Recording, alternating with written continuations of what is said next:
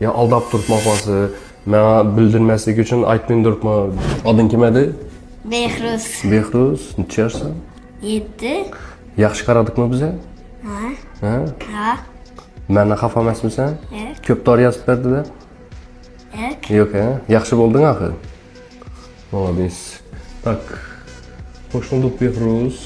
2019-yil. Ha, 19-yil san axir. 40 temperatura bilan keldi. Necha gün berdi temperatura? 10 gün. 10 gün berdi. Görünüp lechini yazdirib kelganlar. Temperatura tushib chiqib o'ynab turgan. Smena shoshincha boraman.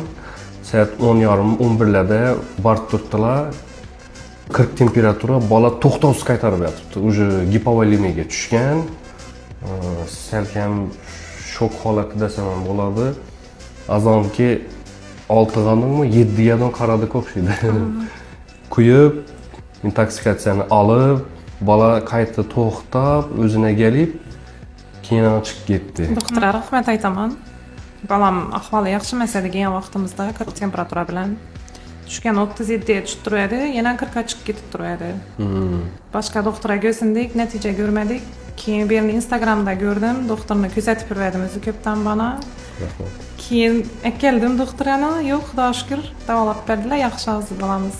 Shu Instagramdan ko'rib keldim, ishonch bildirib keldim, yo'q, xudoga shukr ishonchimni oqladilar, bolam yaxshi. Ya, halam xudoga shukr shu vaqtini aniqlanimiz yaxshi bo'ldi baribir. Chunki har xil holat bo'lishi mumkin edi bolalar bilan. Aman.